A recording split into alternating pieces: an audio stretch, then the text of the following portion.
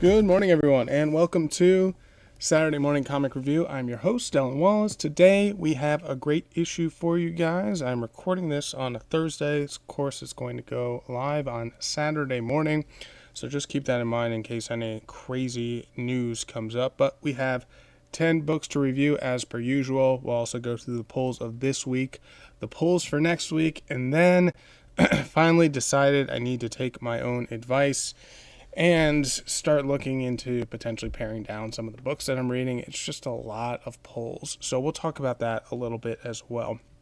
So without any further ado, let's just go ahead and jump into those polls. And here is what we had picked up for the day. Go ahead and share the screen for those that are on YouTube. Much appreciated. For the audio listeners, we'll still give you the whole rundown here. So if you listened to last issue, you heard 23 books is what we had. But turns out, for whatever reason, League was missing one on the last one. So we actually had 24, which is a crazy amount. I always try to keep in that sweet spot. I think is like 12 to 15 would be really good. Anything beyond that, it just gets to the point where can't really catch up on backlogs and Omega runs and all that stuff the way I want to. So that's part of the reason I wanted to pare down some of these books. But let's just go through it real quick. And if you can see visually on YouTube, anything that has a yellow check mark next to it, that is what I'm going to review. But I'll call it out again also for the audio listeners as well. So just going in alphabetical order, we have first Absolute Martian Manhunter number 3. Reddit will review it. Absolute Wonder Woman number 8. Reddit will review it. The Avengers 26, that'll be for the Omega. Batman 160, that's going to be a backlog. Bitterroot, The Next Movement, number 3, is going to be an Omega. Bronze Faces, number 3, is going to be an Omega. Dark Honor, number 1, that's going to be an Omega. G.I. Joe, number 7, Reddit will review it. The X-Men, Giant Size, number 1, that is going to be a backlog. Hornsby and Halo, number 7, is going to be an Omega. Hyde Street, number 6, Reddit will review it. The Infinity Watch, number 5, that's the one that was missing from last week, but it showed up in my box, and I was like, oh, sure enough, that should be on there. And as soon as I saw it, I was like, I didn't realize this was coming out. So that's the extra one, but that will be on the Omega run. Justice League Unlimited, number 7, will be on the Omega run. Magic, number 5, is a backlog. Minor Arcana, number 7, will be on the Omega run. New Champions, number 5. The yellow mark is missing here, but we did read that and review it. It will be on today's show. Peacemaker presents the Vigilante / Eagle double feature, number 3. Lord, that is always a mouthful. That will be an Omega run. The Power Fantasy, number 9, that will be an Omega run. Rat City, number 14, Reddit will review it. Rogue the Savage Land, number 5, Reddit will review it. Ultimate Spider-Man, number 17, Reddit will review it. Uncanny X-Men, number 15, is a backlog. Void Rivals, number 19, is an Omega run. And We're Taking Everyone Down With Us, number 3, will be an Omega run. So, those are the books. If you were keeping tally as I was going through, you don't have a full 10 that I listed out that's going to be for today's issue. I actually started reading through a little bit because I wasn't entirely certain I was going to be able to make it to the shop on Wednesday, and I just wanted to be ahead a little bit because this weekend my youngest, we're celebrating his birthday. We have family coming in town, and so I really don't have time to waste with reading books and getting ahead and getting things recorded. Part of the reason why I'm recording this on a Thursday. And so, yeah, with that being said, I was like, okay, let's read some of the backlogs. I got 2 in, but then I had a chance to make it to the shop on Wednesday. So I was like, okay, perfect. We'll crank through the other 8 from the actual books that we have coming out this week, and that'll be a show, which then means the Omega is just going to be 100% books that came out on this week. But, that I'll usually post on a Tuesday or a Wednesday. So those are the polls.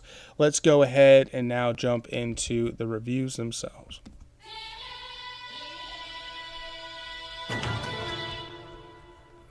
And so for the reviews here, flip over to the main camera so you can take a look at that. Have them all listed out. We'll review them in this order. I also have the timestamps for those folks on the YouTube. I don't do the timestamps on Spotify or Apple Podcasts or any of the other podcatchers that you may be using. just because it's a different piece of equipment that I record on. So it's Audacity is for the audio, and then for the visual is all through OBS. And so I just haven't got any requests or a need to do it. If people start requesting, like, hey, can you throw it in there, then happy to do it. But it does take an extra step. And if that's not going to be appreciated, I'm just not going to go ahead and put it on there. Let's just be perfectly honest. But at least you have the rundown here of like, here's what it is and what in the order, and you can go ahead and skip through. As a quick reminder for all of my reviews as well, everything is 100% spoiled. So keep that in mind. If you are sensitive to spoilers, this just isn't the podcast for you, and totally completely understand if you turn it off right at this moment, but I'll catch you up on where things are at right now. We'll obviously talk about the book itself, and then I'll let you know whether or not it's a good time to jump in, if I recommend picking it up, and maybe where things are heading from here. So that is the format and how we'll go through it. As you see up on the screen, we have Ultimate Spider-Man number 17, so that will be the first one. Then we have Absolute Martian Manhunter number 3. Then Absolute Wonder Woman number 8. G.I. Joe number 7. New Champions number 5. Rat City number 14. Hyde Street number 6. Rogue the Savage Land number 5. And then here are where we have backlog issues, X Factor number 5, and Mystique number 2. So those will be the books in that order and what we'll be reviewing for today. We'll start off with the Ultimate Spider-Man. And this book, looking through all the books for this week, I was thinking, okay, this is going to be a heavy hitter for sure. And then sure enough, if you look at the Discovery, which basically just has the top 5 list, the way that they have it arranged here in League of Comic Geeks, it was ranked number 2. And when I picked up these books on Wednesday, it's been in the number 2 spot. Overwhelmingly, as you can see, Absolute Martian Manhunter is taking the lead with 32%. By far and away. People seem to be enjoying that one. Ultimate Spider-Man, number 17, is at 11. Absolute Wonder Woman is also at 11%. And then below are 2 books that I'm not on currently, Assorted Crisis Events number 3, and Daredevil, Cold Day in Hell number 2. So Assorted Crisis I've seen good things about. Daredevil, I think that's the first one I've seen it on the top 5 recently. Maybe wasn't paying super close attention. Usually if I don't pick up the book, I don't necessarily note it. But for Martian Manhunter, Spider-Man, Wonder Woman, those have been repeat offenders, and for good reason. Very, very good books. But you'll see as I review, maybe I have a slightly different take on those 3. So we shall see. But let's go ahead and start with the first book. Ultimate Spider-Man number 17. You can see I gave it a 4. Lee gave it a 4.2. I think it's a good book. But I will say for this book in particular, it does feel almost like it was a filler issue in a way. That's just my take on it. To catch you guys up, we're at the point now, and big time spoilers, just keep that in mind. Harry has since died, but he didn't actually die. The reveal came out that Mysterio is actually Gwen Stacy, his wife, saved him. Peter's on the run. He doesn't know that Harry is alive, and so now Mysterio is part of the Maker's Council, which is headed up by, the actual head is the Maker, who's locked away for 2 years. But of the 5 boroughs of New York, it's Wilson Fisk who is running the whole thing, and Mysterio is in charge of one of the boroughs. And now we come to realize who Mysterio is, Gwen Stacy, actually on the good side. So now we're like, okay, we have an inside man, and how they're going to potentially dismantle this whole thing.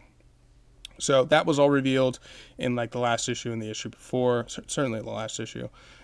Really, really good stuff there. Now we're at the point of like, okay, now that that's revealed, what's going to happen next? So in this issue, Harry reveals that he's alive to Uncle Ben.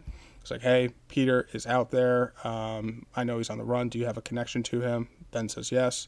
That'll come up later in the issue. And most of this issue is actually Harry and Gwen Stacy partnering up together. So Harry gets back into his Green Goblin suit, and then Gwen as Mysterio just has some conversations with Fisk on what they want to do next. And she's still kind of keeping up the guise that she is working for him. And so that seems to be all in good standing, good order, and they're not suspecting anything.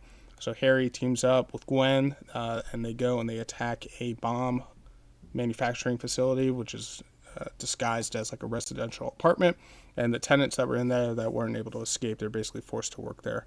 So Gwen and Harry, they go and they blow it up. And Harry at first is pretty conflicted about it because he's basically put on pedestrian duty, get all the people out of the building. When the thing goes to blow up, Harry's actually taken it back a little bit. He's like, Gwen, why would we do this? And she's like, hey, don't get cold feet now. You know we're at war here. We got to go all out. There's none of this, let's try to, do this with the least amount of damage possible.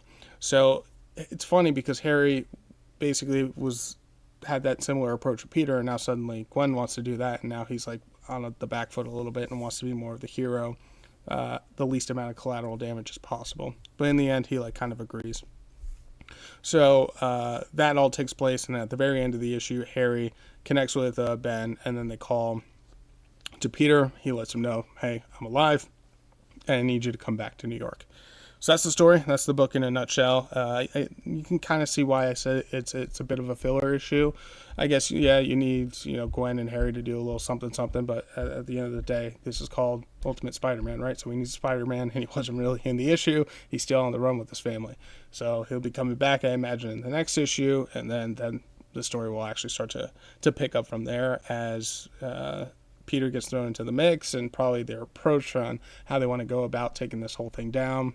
That's where things are going to get a little hairy. Maybe pun intended. Who knows? Let's go through the art here, shall we? So, cover's pretty dope. I do like this cover a lot. That's Green Goblin, and it looks like its father is in the shadows there. But the art has been similar. I'd say more of a standard Marvel comic in a way. Maybe a little more realistic is the word I want to go for than you typically see. I find a lot of Marvel stuff is more Saturday morning cartoon-y, and then this feels just a little more, has like a touch of realism to it. It's like kind of tough to describe, but as you see it, you're looking at it on YouTube, you know what I mean. But it's Hickman, right? So it's all about the dialogue for this one, which is good. The exposition here is good, not over the top. It's well told, makes sense, bridges from start to end and everything that goes in between. No issues there. So is it the time to jump in? Actually, I think it's fine because it does the whole reveal. If you got through and I just told you that whole spoiler, this actually is a good time to jump into it.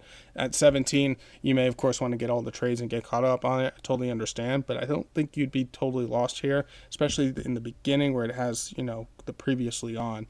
All that is very good. So it actually would be a totally fine time to jump into that one. So yeah, that is Ultimate Spider-Man number 17. Again, I gave it a 4. Lee gave it a 4.2.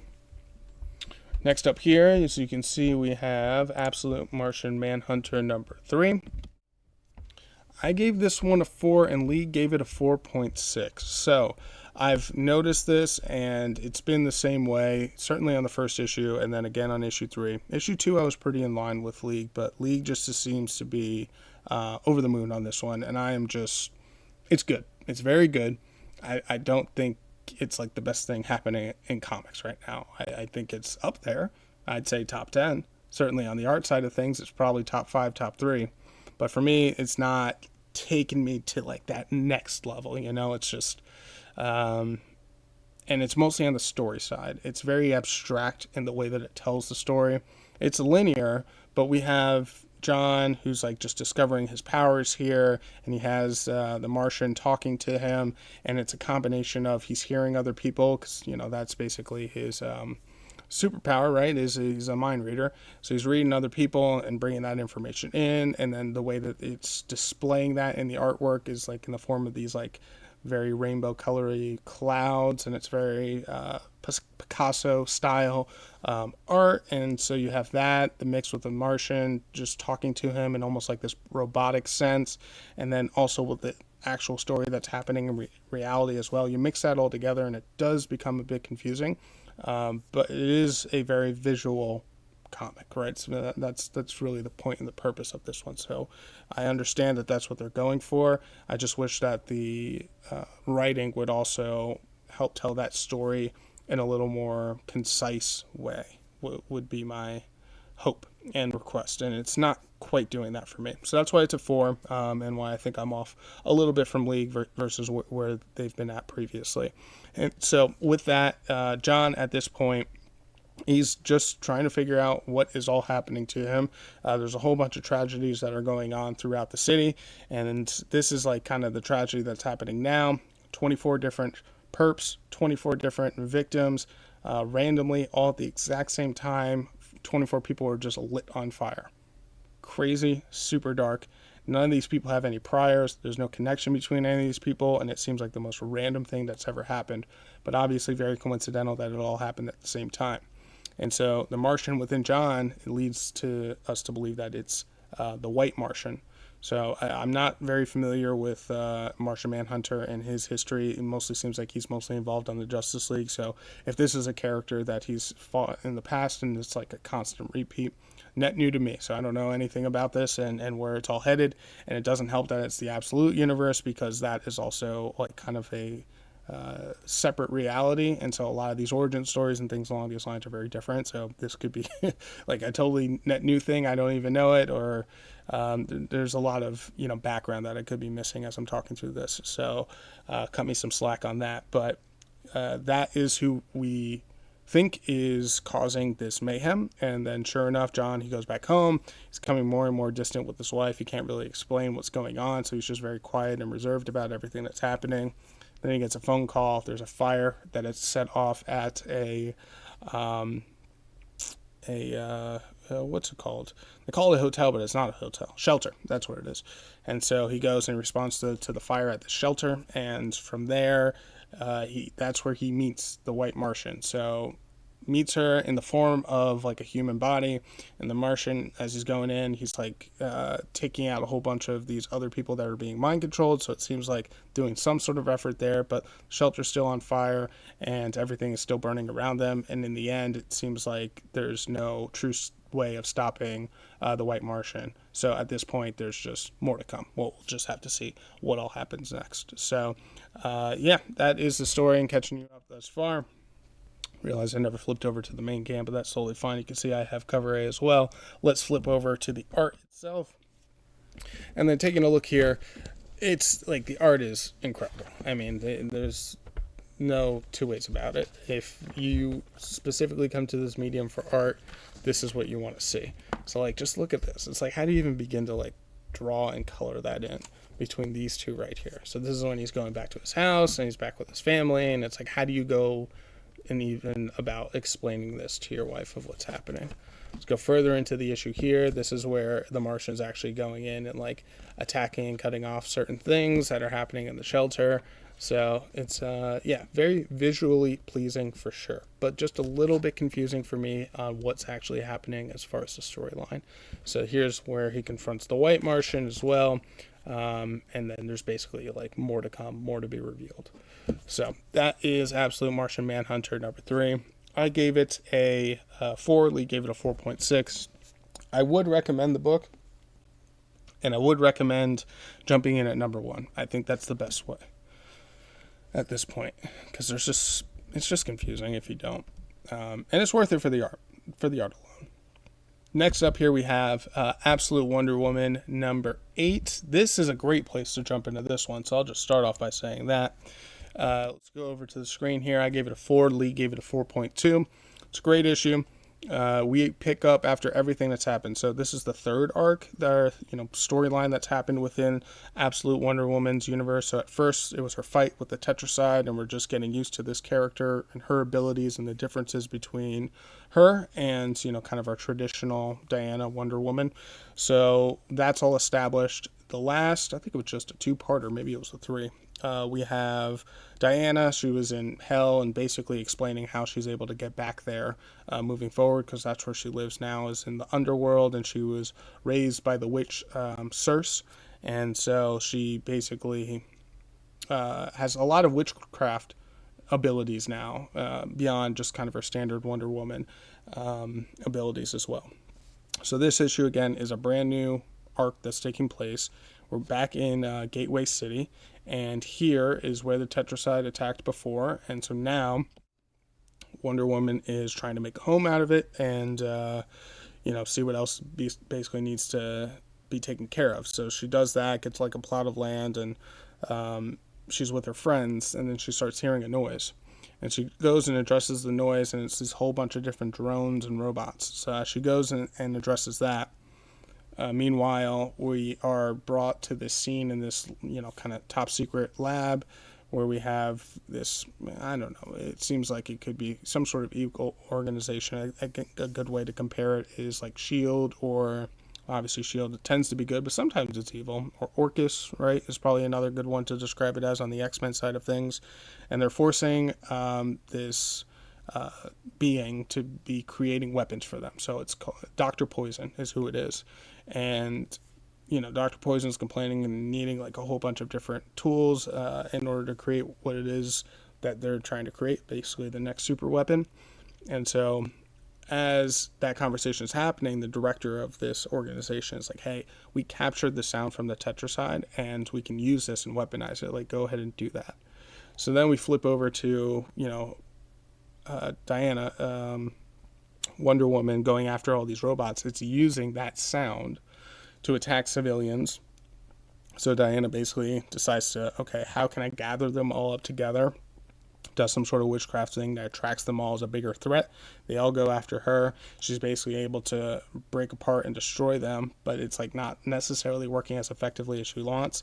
So she goes and tracks down the signal, which is going to some sort of building. She goes up there, and sure enough, there it is, Dr. Poison, who's out there. And she's like, whoa, before you hurt me, I know where your fellow Amazonians are.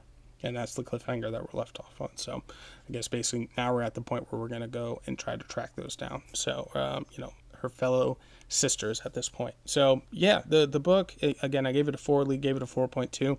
It's more been airing on a 4.5 up to this point. So it does feel like, it's a start. It's a lot of exposition. We need to set this up as to where it's going to head next. And we need a lot of background information in order to do that. So it doesn't quite hit on the same notes as some of the other books have.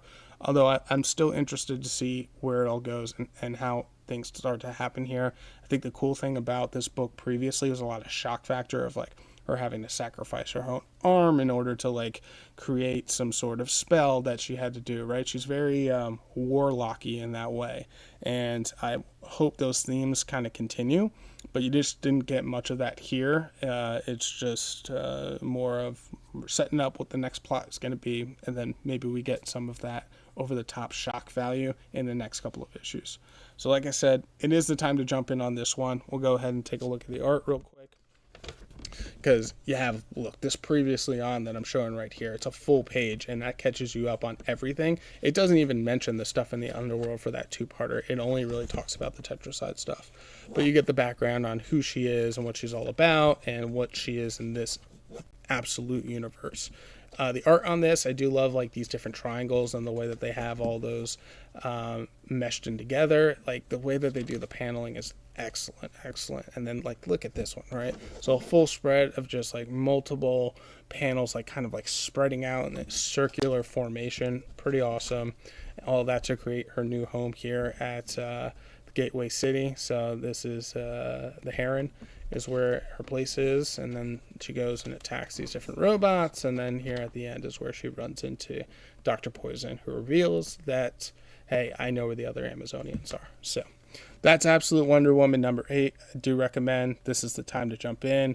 I do think it had the potential to be the comic of the week, but it is not. So we'll hold off on that until we get later into the show. But that's Absolute Wonder Woman number 8. Again, I gave it a 4. Lee gave that one a 4.2. Next up here, G.I. Joe number 7. And this book here is also the start of like a new arc or story that's happening within the G.I. Joe universe. Remember, this is part of the Energon universe, so it's also including the Transformers. It's including Void Rivals. Those are the main two. I think Battle Beast is part of this too, but I'm not reading that right now. Although that got a really good vote from League last week. I think it was ranked number 3. So that's looking to be a pretty good series. But anyways, for G.I. Joe, we're introduced to a new Joe. His name is Beachhead. And he's this old, grizzled vet. And, I didn't say the score. I gave it a 4. Lee gave it a 4.2 on this one. But he is this old grizzled vet who's still working out in the field. He's like a spec ops assassin type person, highly trained, highly skilled, doesn't want to hang up the boots. The HQ or whatever is telling him like, hey, you need to go and be a trainer. He knows what that basically means. He's set to retire, and he's like, I'm not going to do that. I like working alone. I'm good at my job. So he gets this job now. Then he needs to go and steal this big old crate from some rich guy, and he goes and sets up his operation on the beachfront. He goes in like 3 days early, scouts the whole thing out, and he starts to go after it. But he starts to realize that his intel for this mission was completely screwed up. He's supposed to be alone. There's like another set of guards that were going after him. Everything is basically messed up, left, right, and center. And so he's pinned down at this point, trying to escape.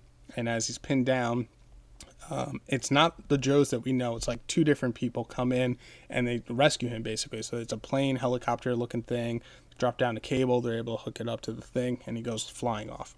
And so at the end of the book, they reveal who they are, not their names, but who they are to Beachhead. And they're like, hey, we're setting up a different team here. We get to skirt around the laws and the different rules and regulations and stuff. And they go to like crack open the box, and Beachhead's like, well, I got given very strict rules not to open what's up in this box. It's like, yeah, we kind of don't care, and we're able to do whatever we want. So when they open it up, it looks like it is a Cobra soldier that is in there, or at least the remnants of one anyways. And so yeah, they're going to be doing something a little bit different than what the Joes under Duke were doing, and basically leave up the offer of like, hey, do you want to join us? We know that like everything's kind of on the line here. It's either join us or they're going to put you on a desk and you're going to be a drill sergeant anyways. And it seems like he agrees in the end. We just don't get 100% confirmation. So that's the story. I think similar to Absolute Wonder Woman, we're just trying to set things up here and get us ready for what is about to happen next for this different group that we're about to follow, and setting up that storyline. So that's fine. I get it. You have to do that from time to time, so you can't just keep everything going 100%. So we'll see where all that leads. The art here, I'll say actually not as gruesome as I would have expected, and how the Energon universe has been. So that was a little bit of a bummer, but as far as the quality, still pretty good. I guess you have this one part here that's pretty bad of the bad guy's leader basically taking out his own men because they failed to stop him. But yeah, overall, it's a good book. I think it is the time to jump in because it is focusing on a different set of characters. So it would actually make sense to start off here at number 7. So that's G.I. Joe. I gave it a 4. Lee gave it a 4.2. Next up here we have is New Champions number 5. So this one is interesting because it's more of like a childish book, I'd say. Like, what is it rated? It's rated T for teen. So a lot of these books are usually T plus, if not M. So keep that in mind if like you're like, I don't want to be reading any like young adult style thing.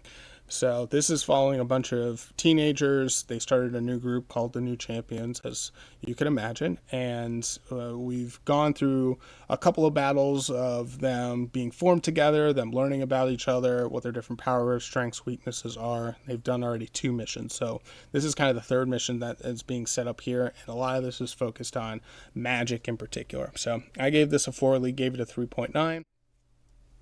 So pretty much right on there as to what League is thinking as well.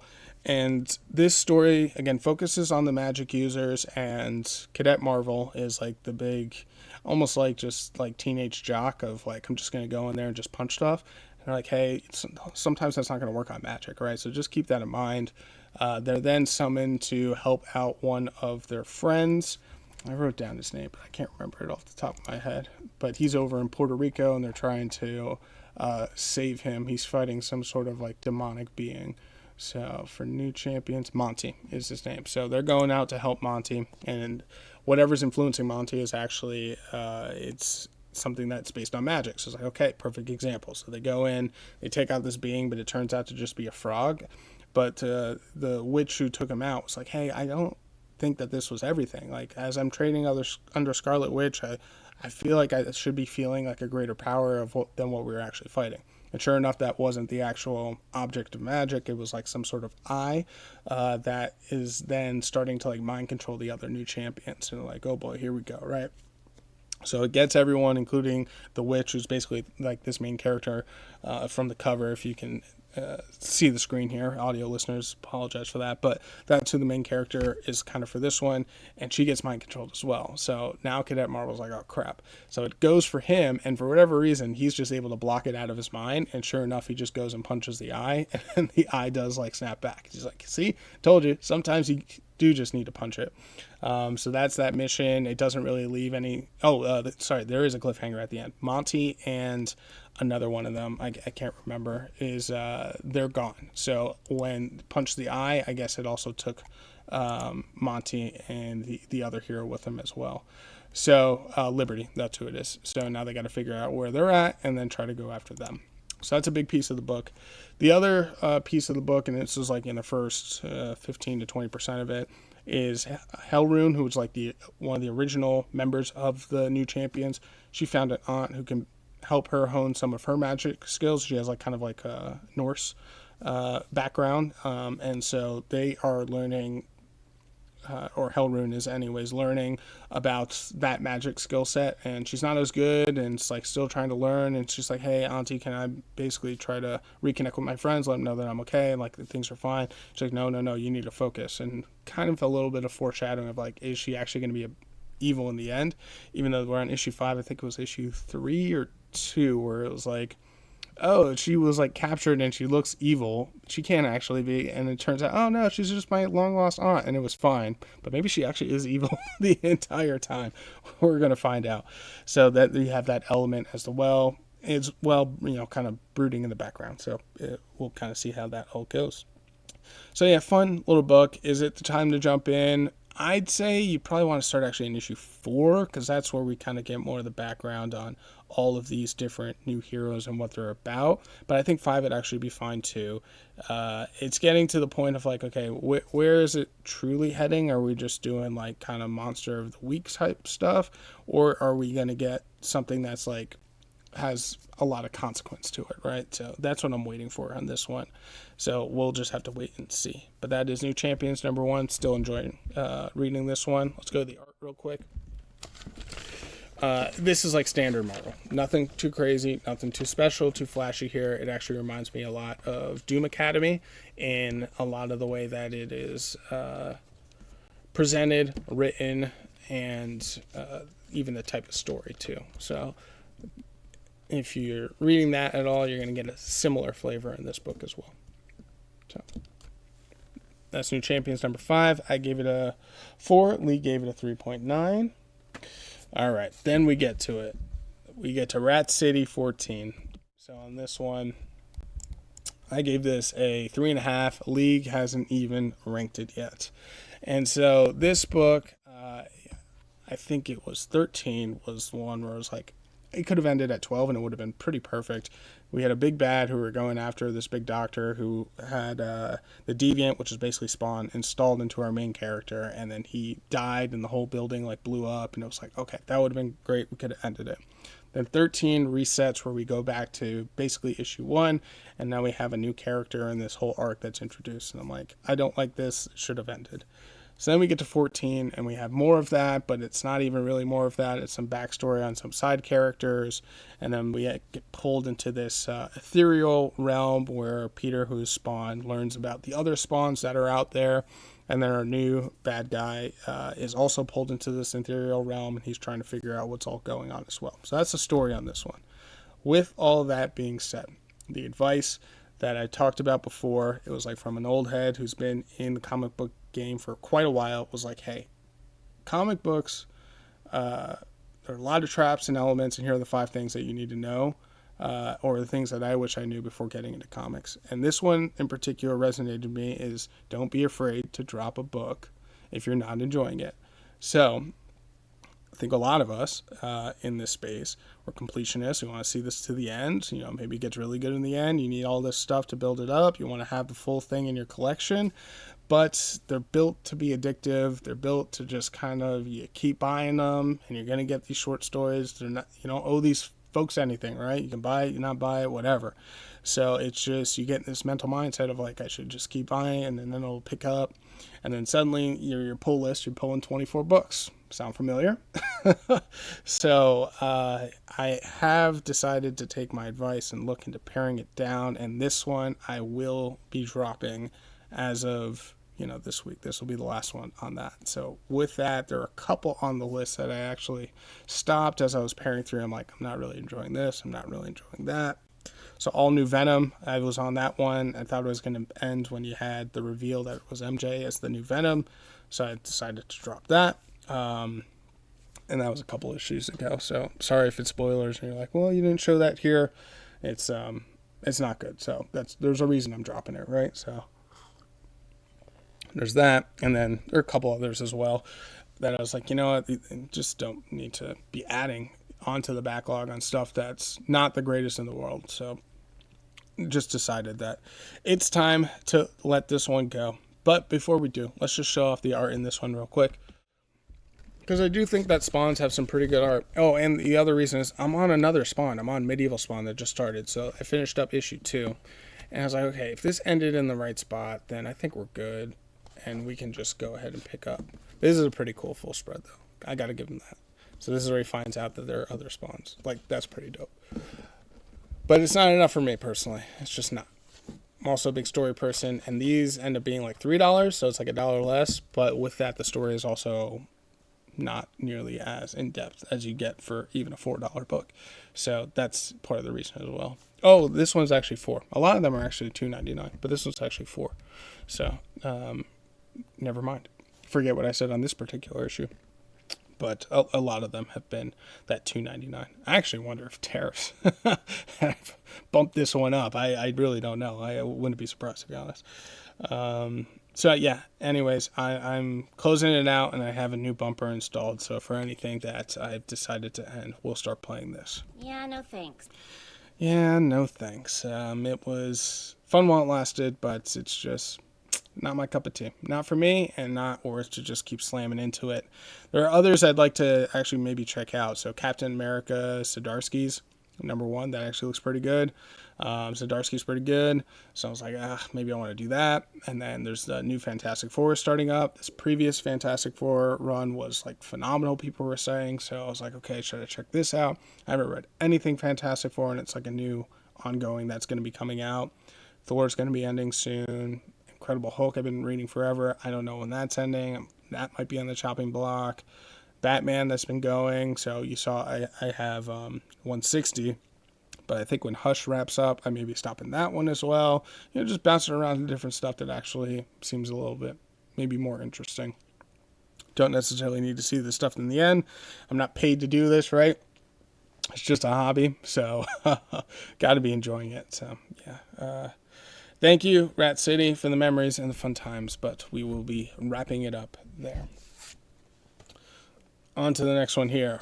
We have Hyde Street, #6. So let's pick things up with this, because I enjoyed the hell out of this book. So I did give it a 4, but League actually gave it a 4.5. For me, it didn't quite get to that 4.5, but with all that being said, for everything that I read thus far, this is the comic of the week. Really enjoyed this book a lot. We have Mr. X-Ray here on Hyde Street. The best way to kind of describe this here is there's the street that people go to for all these serial killers or really terrible people that have done something horrible in life, and they end up on the street, and they're either killed and then their like souls are forced to harvest 10,000 souls in order to be released from the street and like go back into the world, and you get kind of your wildest dreams come true. At least that's how it's been described. But you end up on the street by doing something horrible. So you killed someone, you betrayed someone, you did something absolutely deplorable. And we learn about these different characters and how they've all gotten there. Mr. X-Ray, we found out, was he was like cheating on like his partner and taking a whole bunch of money and embezzling it. He had the Manatee Monster, who like killed out of like jealousy and rage. You have Mr. Goodbody or Mrs. Goodbody, who was like obsessed with having like a perfect body, and she killed like one of her own class attendees, right? She was a Pilates like instructor and killed her by like pushing her too hard. So it's like a whole bunch of these terrible people. And then you have Panky, who's this Boy Scout who burned down this whole Scouts to the ground. Now, once you collect these 10,000 souls, you can leave. But Panky has like 18,000 souls, and he's still there because he doesn't want to leave. And by doing that, he's like disrupting a whole bunch of other people. Mr. X-Ray here, he does want to leave. So he's like, how do we get some of these other players, if you will, in Hyde Street that all work for the Scorekeeper is his name. If you played Mass Effect, he's very similar to the Elusive Man. Is the way I would describe him. But how do we get Panky out of here?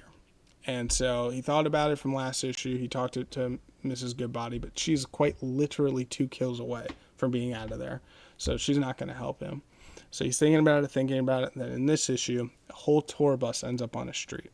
They were in LA. They were going to do like some big tour of like, the studios and stuff.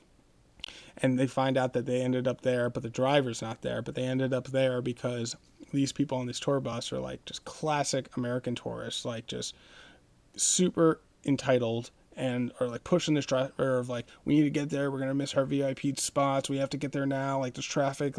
And so they pushed him and then he turned into this residential and they ended up killing a woman. So Mr. X-Ray takes everyone, puts them in this theater, puts on these glasses, shows them what they did. And one lady in particular is like, we need to confess. We need to turn ourselves in. Like, this is horrible. We shouldn't have done this. All the other people are like, we can just lie about this and just never bring it up again and we'll get away with it. And the one woman just won't stop saying this. And the entire crowd then turns on her and they all kill her. And then with that, like these Hyde Street folks, they have like magic abilities. So Mr. X-Ray basically gets into a bus and he runs over everyone else, claiming like 50 plus souls that he was able to add to his score. But X-Ray realizes, he's like, okay, none of these individual people in this world are going to individually go after Panky. But similar to how this whole crowd turned on that woman, I can get the whole crowd here to now turn on to Panky, because then none of them feel like they were actually truly accountable for it. You get the mob mentality, right? And then like suddenly it's like not your fault, you're just part of it. So how can we get all the other ones to hate Panky as much as I do? And then, start up a big old argument, mob mentality, and they all just go after Panky. And that way Mr. X-Ray can continue to claim his souls as he needs to in order to escape and see his daughter.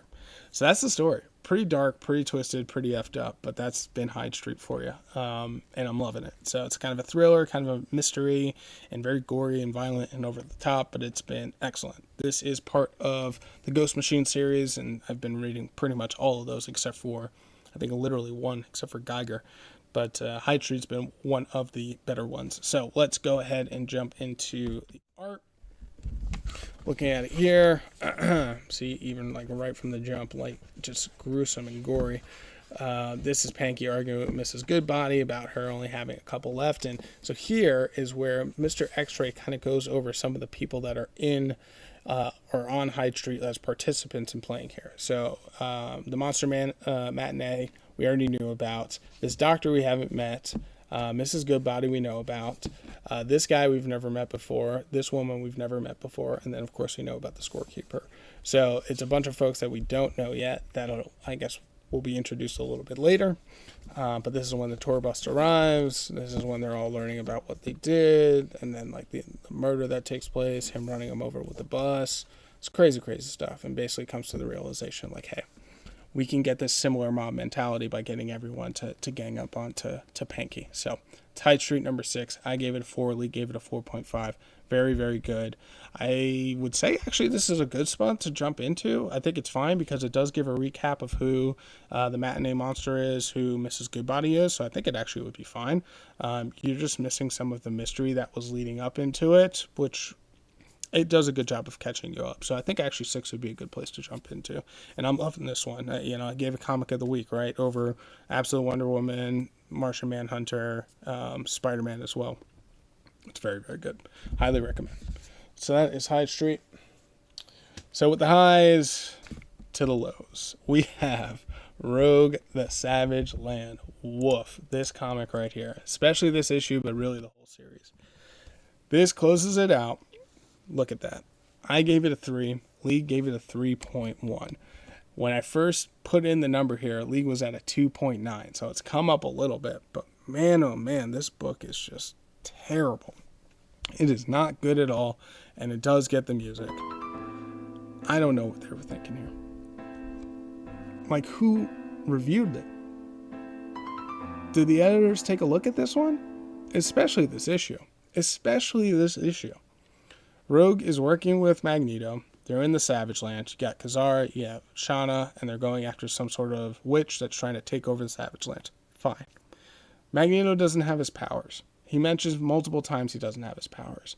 He randomly, somehow, zero explanation, gets his powers back. Like, they say it in this issue, I don't have my powers, and then he just randomly has his powers. They don't explain it at all. They don't explain it at all. Like, what? What are we doing? What are we doing? My goodness. And I'm so pissed at myself. I wasn't going to get this book. I was hemming and hawing. Should I get it? I don't know. I kept seeing it over and over and over again on like the advertisements in the Marvel books. And I was like, oh, okay. They keep pushing it. I'm interested. They keep pushing it. Like, you see a lot of skin here, right? So it's for the Gooners as well, right? So I should probably flip over to the main so you can see. Got cover A, and I was like, okay, I keep seeing it. I'm interested. Let's just go ahead and get it. And then the first one I read is like, this is bad. And it just got worse and worse and worse. It's been swimming in 3 to 3.5 the entire time, man. And like, so this is one for sure I would have dropped, but it's literally the last one. Comic shop has a policy like, hey, if we ordered it, we're literally ordering it for you. You got to buy it. So I wasn't going to put up a big stink or anything about it, and I just literally came to this realization. So I wasn't expecting not to get this one. But for sure, if I would have come to this realization after 4, I wouldn't be reading 5. I do not recommend this at all. Stay away. Stay away. Stay away. It is not a good book by any stretch of the imagination. The art's not even that great. It doesn't even go into as much Gooner territory as you think it's going to because of the cover itself. It sucks. It's just not a good book. So let's flip to the art so you can see what I'm talking about here on that front. And then we'll just kind of just keep it moving here. So we have the big bad fight. It's like, I don't understand. He's like, I don't have my powers, but he's like using his powers. Explain it. Explain it. It doesn't make any sense. I think he literally says here, like, he doesn't have his powers. And he understands why, because of Rogue, which is fine. That makes sense. But like, then how are you using your powers, dude? Doesn't make any sense. I don't get it. So in the end, they attempted for the Gooners, but they can't do it really in Marvel, because it's owned by Disney. So there's only so much that they can do, right? They still have all these kids' movies and cartoons and stuff. So, but anyways, that's Rogue the Savage Land number 5. If I wasn't clear enough, do not get this book. On to the next one. We got 2 more here. We'll pick it up. These last 2 are actually very good. Now, X Factor, for whatever reason, Leak hasn't been feeling this one. I've been feeling X Factor a lot. I gave it a 4. Lee gave it a 3.7. It always seems to be like a couple points off, but I usually end up being whatever the half score above is on X Factor. There is a lot of satire, and it tries to be funny. I find it funny. I do laugh out loud. I'll say this one was maybe a little weaker than some of the other ones, but overall, I think it was totally fine and serviceable. And, to stay consistent, I'd give it a 4 and wouldn't have gone down to like a 3.5 or anything like that. But for this book here, X Factor is, just to catch you up very briefly, it is about this group. But the X Factor group is basically a propaganda machine for them. So they're trying to convince people that, hey, mutants are good, and they're basically working for the humans. And it's never really in the interest of mutants. In the end of the day, it's more or less like, hey, like we're like following the man, basically, right? It's like if you're a wrestling fan, it's like corporate rock, right? It's like not actually for the people. Like, we're just doing this to align with like public sentiment. And this leans into that a little bit more on this issue. Now they want to come up with an initiative to track all the mutants so they know where all of them are, for the good ones from the bad ones. And obviously they're like, we don't agree to that. Like, absolutely not. We're not going to do that. Why would you even ask?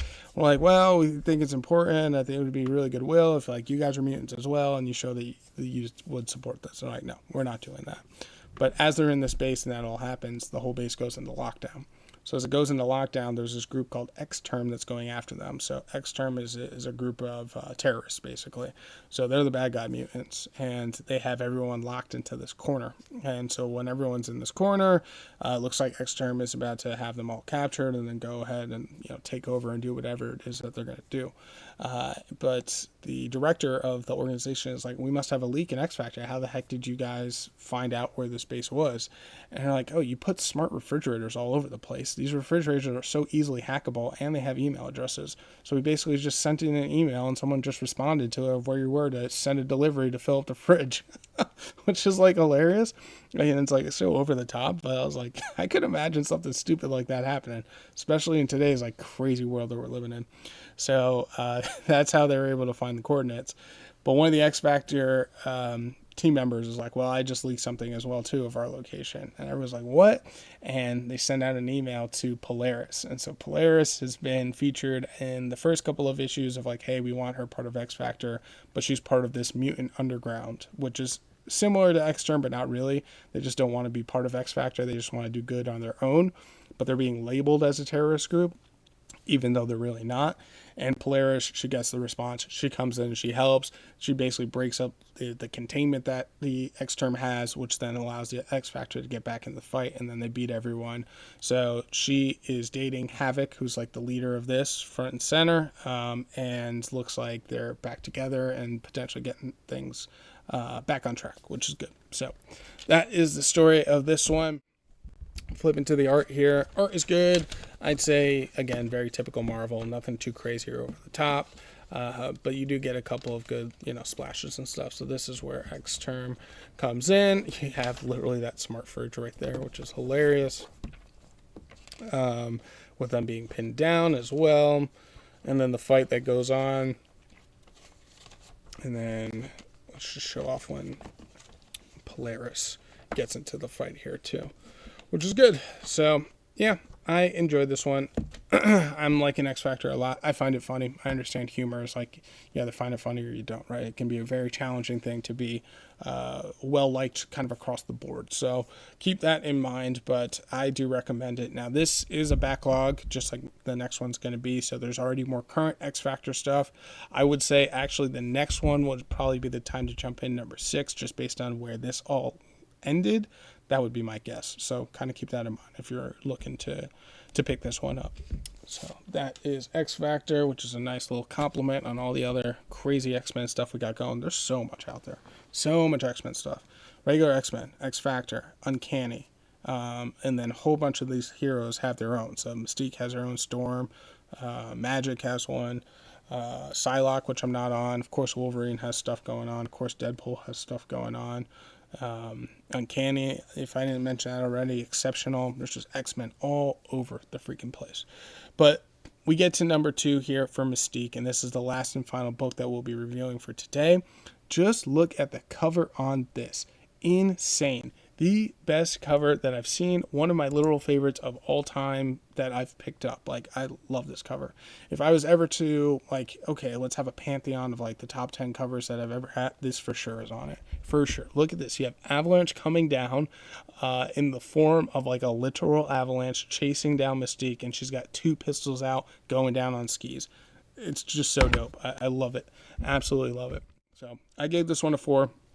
Lee gave it a 3.9. It's a very, very good book. This is a thriller that we got going here. So Mystique is trying to go after her wife, Destiny, is the whole name of the game here.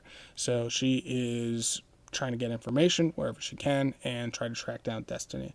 So this issue, we have her going to Avalanche, who is a mutant. They used to work together as the bad guys, but Avalanche hates Mystique right now, and Mystique's like, hey, I understand. We had a working relationship. I just need this information, and I'll be out of your hair.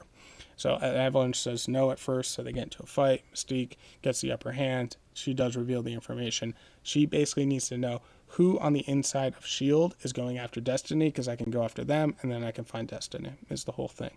So that's what's happening there.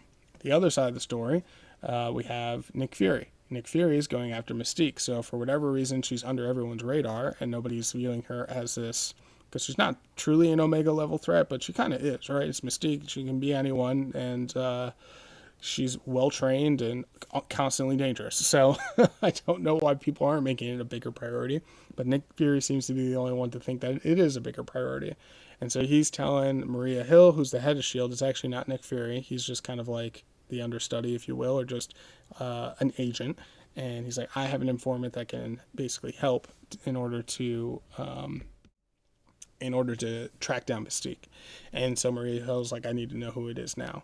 And he's like, all right, fine, I'll go ahead and I'll tell you. And it's revealed at the very end that it's actually Destiny herself that is the informant and passing information to Nick Fury, which is crazy. So now it's like, okay, and now Destiny's powers, her whole thing, and Destiny is like, she's got to be the hardest character to write. And then also she can be so frustrating and annoying. The way that she was written in Krakoa, I don't think did her any favors for me personally, but she can see into the future, but like only sort of, and it's like only what is likely going to happen, not necessarily for sure going to happen. And if you tell someone, then they know, and so then it gets changed and manipulated. It's so weird, it's so difficult, it's so challenging to write around it, but at the same time, it is like the perfect loophole of like, oh, well, Destiny did this, and then suddenly it's all like changed. So it's, that's the thing. So now we got to figure out, okay, what is Destiny trying to do here? Because it seems that she's working with Nick Fury, she's actually trying to stop Mystique. And throughout the book, she's like, oh yeah, my wife, she's steadfast, she's going to be able to stop, nothing's going to stop her, she's going to be able to find me, like, and at the very end, you find out, okay, the person that you have sicked on to Mystique is trying to stop her, and you're the one passing the information. Intriguing stuff, so I'll have to see how that all shapes out, but that was the big reveal here, that Destiny's actually working against Mystique on this, which is so crazy. So we'll get into the art here. Awesome snow bits that you have here, which is great. I do love snow in comics when they do it really well. Let's get to the fight with Avalanche, which I think is just dope. She changes into Pyro real quick, who is one of Avalanche's buddies from back in the day. And then look at this, right? Like, just with all the white and the snow and the powder, and it's just dope. Does a really, really good job here. And that's not actually Blob. That's just Mystique as Blob, and then her as her son Nightcrawler as well. Turns into Wolverine, so you get like nice cameos in this book. It's just awesome. Well done. So I think this is only a 4-parter, and it's all out already. So keep that in mind. But if you can find it, just for the cover alone, I mean, just look at that. For me, that's it. That's all you need. And the story on top of that is incredible too. Woo! Can't beat it. Cannot beat it. So that is Mystique number 2. Again, I gave that a 4.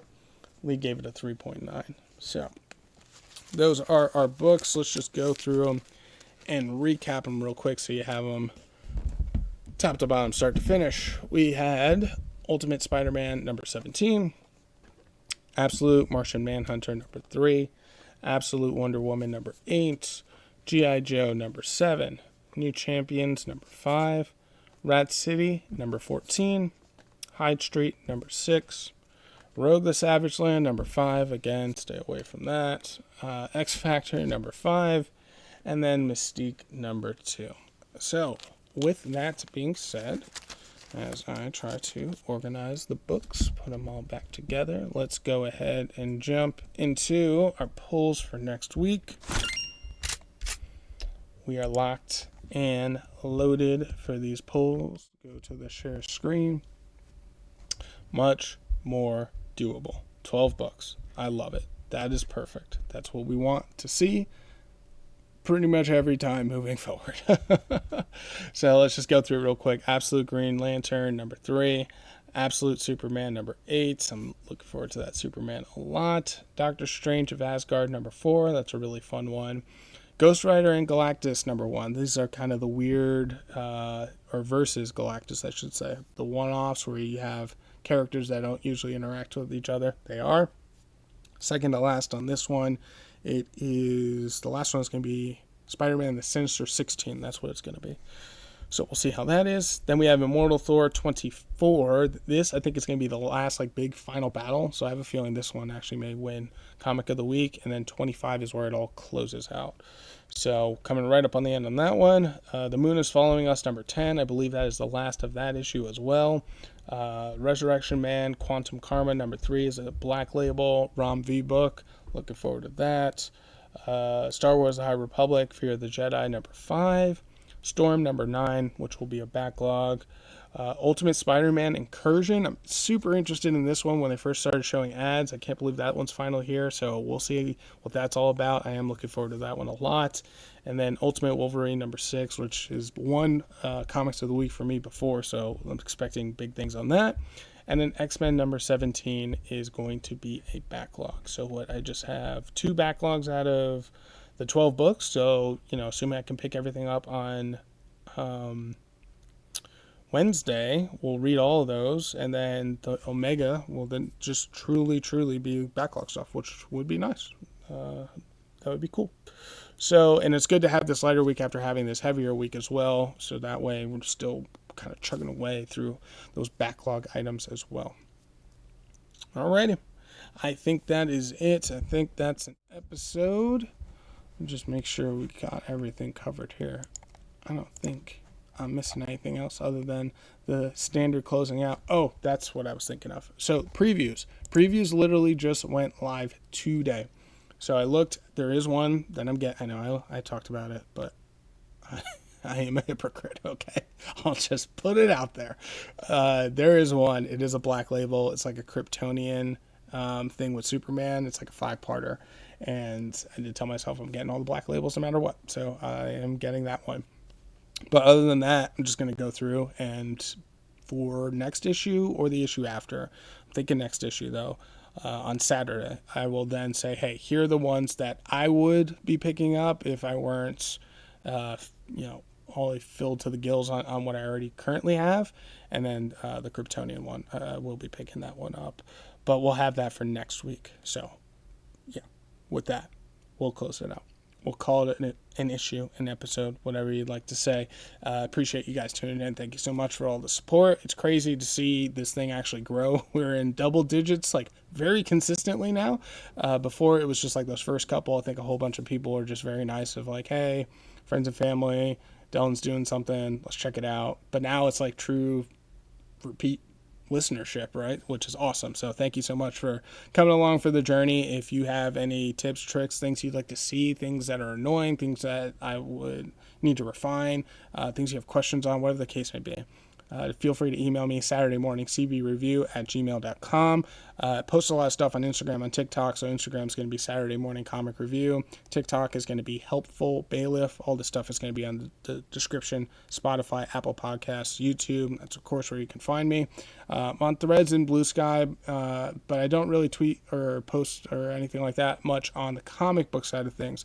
Most of that ends up being really on the wrestling side of stuff, just because you got a show, it's live, we just kind of go for it. A lot of my stuff is mostly on Instagram and TikTok for the comic content. So that is probably the best place to follow me on all that stuff. So yeah, that is a show. I do appreciate it, everyone. Thank you so much for tuning in. I hope you have a lovely rest of your weekend, and I will see you in the next one, which will probably be an Omega run. So yeah, I will see you in the next one. Go, go, go, go.